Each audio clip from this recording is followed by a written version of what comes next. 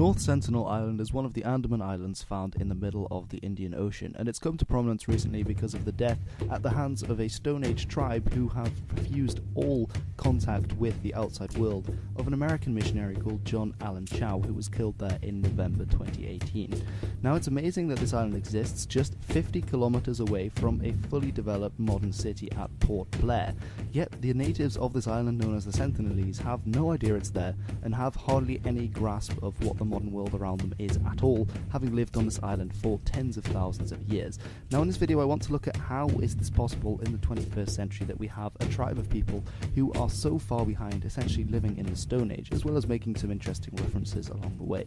So it's thought that 60,000 years ago, around about that time, people from Africa migrated out into various parts of the world, and that those who came to be known as the Sentinelese were one of the first groups to do this, having migrated from Little Andaman Island to the south. Now, an interesting point about this is because obviously we have hardly any idea about the people on this island, as hardly anyone's ever landed on the island and much fewer have survived to tell the tale. So one way we think we can work this out is that, interestingly enough, the turtles around North Sentinel Island are afraid of the Sentinelese. And turtles take a long time, tens of thousands of years, to adapt and to learn to become afraid of humans. It's something that gets passed down. So it's thought that because they are afraid of the Sentinelese, that they must have been there for a considerable amount of time. Now, another way that they think that these people have been there for so long is that when the British in the 19th century came to the island, they brought various natives of the Jarawa and Onga tribes with them, as the Indian government would do in the 1980s. And when they tried to make them communicate with the Sentinelese, they found that their languages, although they were probably a related people because they are very similar, they live in a similar region, and their painting styles are so similar, they actually weren't able to communicate with each other. The languages weren't mutually intelligible anymore. Now, if we look at Europe, for instance, where you have languages like Italian, French, and Spanish, all coming from Vulgar Latin some 2,000 years ago, these are pretty much are mutually intelligible, and that was 2,000 years ago. So if these languages no longer are mutually intelligible, it suggests that they were much further removed back in time. Much more time has gone past for these languages to develop differently, to the point where they can no longer communicate with someone. They are different languages at that stage. Now, an interesting reference, the first one, is by 13th century explorer Marco Polo, who references the natives of the Isles, saying they are very cruel and kill and eat every foreigner whom they can lay their hands upon. Although this seems to be contradicted by some more modern evidence, because we're not sure if he's simply making these dark-skinned foreigners seem to be barbarous and scary to his readers in Europe. But it was found that in 2006, 2 fishermen went too close to the island and they were killed by the natives there, although they were buried, and the Indian police in a helicopter tried to get back to these bodies and found that they had been unmolested, so to speak. So that calls into question whether they actually are cannibalistic, because they obviously hadn't consumed the bodies of these people that they'd killed. So this is another interesting case of conflicting sources of evidence, which I'll talk a little bit more about, and which will be useful later on, because I'm soon going to be making videos about the North in America. So this is a very interesting anthropological study, because we essentially have a Stone Age people, as the Native Americans were, and a much more modern people interacting in live time. So we can sort of make some assumptions and draw some conclusions and look if this would be a similar situation to various contacts with native peoples in the Americas for the Viking Age. So another interesting one is that in 1771 the first modern reference to the island was by a British ship which surveyed, and the captain of the ship said that he could see many lights on the island. So that indicates that there were obviously fires, which indicates that there were people there. However, this has sort of been questioned in modern times. Various articles published suggest that they don't actually have the ability to make fire, whereas that would call that into question, that earlier source, if it is to believe. So then we have two contradicting points of view. Now, a possible reason for some of the antagonism between the outside world, obviously, and the North Sentinelese, they basically attack anyone who comes onto the island, apart from on one occasion, is that when a British expedition in 1880 led by Maurice Vidal Portman came to the island, they brought native Jarawa tribesmen with them, and it's possible that actually the Jarawa were old enemies of the Sentinelese. The Jarawa in their language and the Onge both have names for North Sentinel Island, which suggests suggests obviously they know that it was there and that they had contact with the people, as they had canoes that were able to sail that far. But this obviously didn't work in the favour of the British if they were enemies, because then the North Sentinelese would imagine that they were in league with them, and so see those other people coming to the island from afar as enemies. Now this is interesting because similar cases happen in North America, so a lot of the time these people coming from outside didn't grasp the full complexity of native tribes and their enmity towards each other. So for example, the Norsemen in Greenland with the different groups of native Inuit there, so the Dorset culture originally being subsumed by the Thule culture and the difference between them. Also, hypothetically, in North America, where they landed on mainland North America, between the different tribes there, and also, of course, much later on with the second European colonization of the Americas, there was a lot of oversimplification of these regions, as well as throughout the world with colonizing forces. As well, what probably didn't help is that Maurice Vidal Portman found 6 of the natives. They actually fled further inland into the jungles, but he found 6, 2 elderly people and 4 children, and brought them back to Port Blair, whereupon the 2 elderly people became very sick and died, and then he quickly returned the 4 children, which really didn't leave a good impression in the minds of the natives, and can you blame them? Interestingly as well is that in 1867 a merchant ship, the Nineveh, was actually shipwrecked off the coast of North Sentinel Island, and the crew had to fight back with sort of stones and with furniture and things like that as the natives tried to attack them, but they were then rescued by a British naval patrol. Now as well, what's interesting is that this also happened in 1977 and in 1981 with the MV Russley and the MV Primrose, both cargo ships, iron ships, that you can still see the shipwrecks of on North Sentinel Island, because there are a lot of reefs around North Sentinel Island, making it very treacherous waters for these boats to go in. Now what's interesting here is, as a Stone Age peoples, they used stone and wood for their tools and weapons, but that after the 1970s, when these shipwrecks had occurred and when the Indians sent missions, the Indians being the Indian government, sent missions to the island, they were fired upon with the usual aggression from the Sentinelese, but that arrows that they retrieved that were shot at them, they found had iron tips to them. So it's possible that these shipwrecks have actually potentially set off the Iron Age on the island, because now there is a source of iron for them to scavenge, and we now have evidence that they used it, which is a very interesting prospect, just as with the Native Americans and the introduction of the horse, completely by accident, but it revolutionized their world entirely.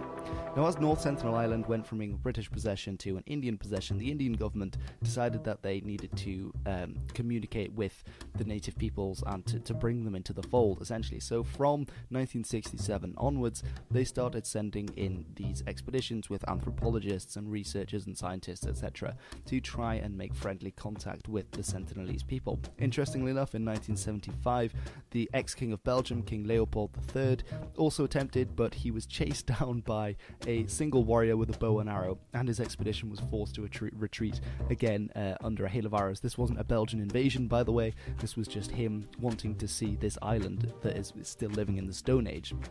Now, interestingly enough, there was actually one successful friendly mission, which was in 1991, where they brought along members of the Onga tribe who were shouting the word for coconut in their language, and they were throwing coconuts onto the shore, and there's a video, I'll link it in the description below, where you can see the Sentinelese picking up the coconuts, and then one of the warriors makes quite a clear gesture that he thinks that they've got enough coconuts and he wants the others to bugger off.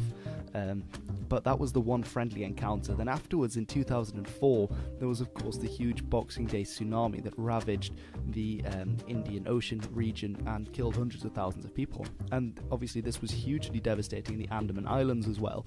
And it was feared that perhaps the Sentinelese and North Sentinel Island had been wiped out. So several days after the tsunami, they sent in a helicopter to check up on them, but once again there was a warrior that shot arrows at the helicopter. You can imagine the balls on these guys just shooting arrows at helicopters. Reminds me a bit of a scene from Avatar, which is amazing that this occurs in the 21st century. But they were still alive and kicking, and interestingly enough, it seems that these Stone Age peoples, also other related Andamanese tribes, possibly dealt better with these tsunamis than the modern Indian population on the Andaman Islands did. Now in 2006, as I already mentioned, there were 2 fishers, possibly who were drunk. They were actually fishing for crabs on the local shores. They let their boats go in too far, and they were also killed by the Sentinelese tribesmen there when they got too far. So clearly the Sentinelese don't want any contact with the outside world, which might not have been too bad of an idea. And of course, more recently, literally within the last week, has been the death of this guy, John Allen Chau, an American who wanted to bring the gospel, the word of Jesus, to these islanders, but was, just as the others who've tried to come to the island, was killed by the Sentinelese. Now, of course, he's not the only missionary. That's quite a historical thing, and it was a really weird headline that struck me and why I decided to make this video.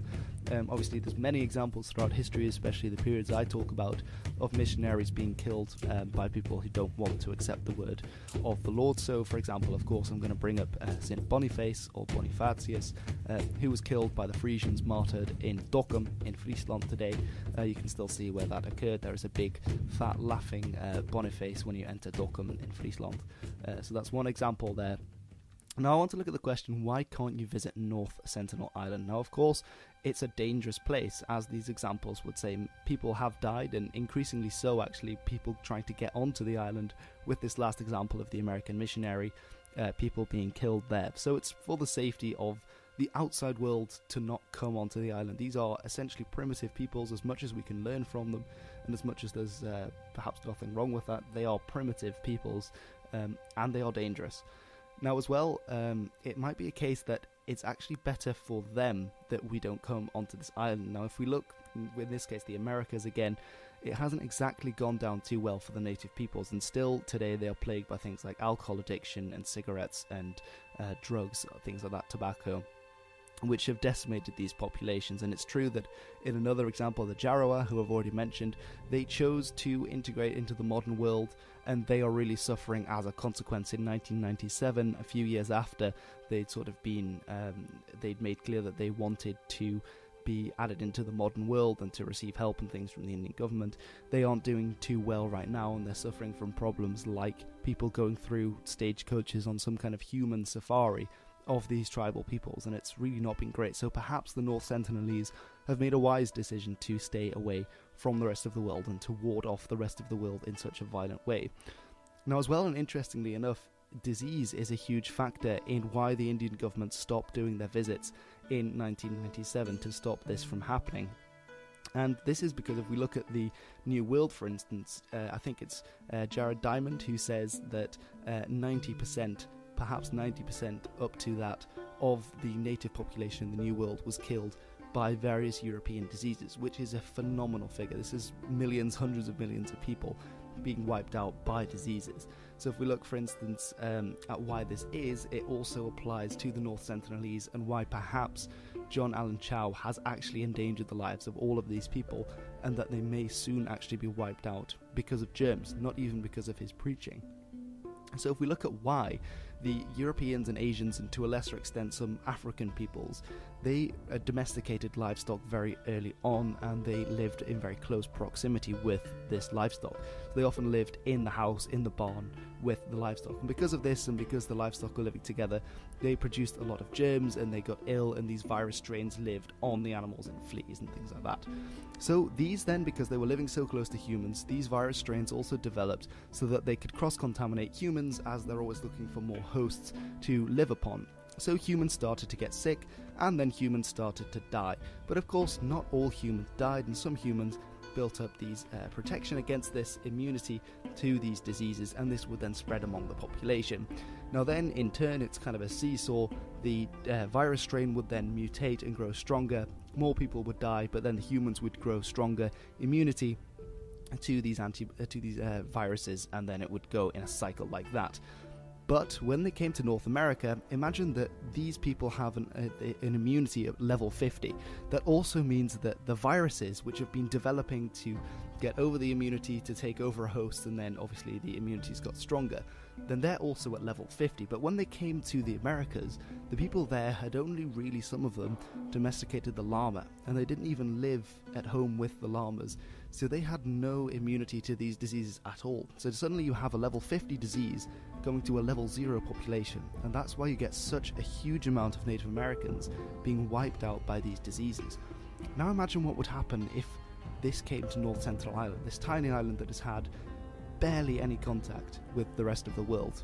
And we have, we've moved way past that with our antibodies from even what it was in the 16th century with the Native Americans. It's an incredibly dangerous situation. And also, as a final point, why probably it's illegal to visit the island and why I think it should remain that way is that from a kind of culturally libertarian point of view,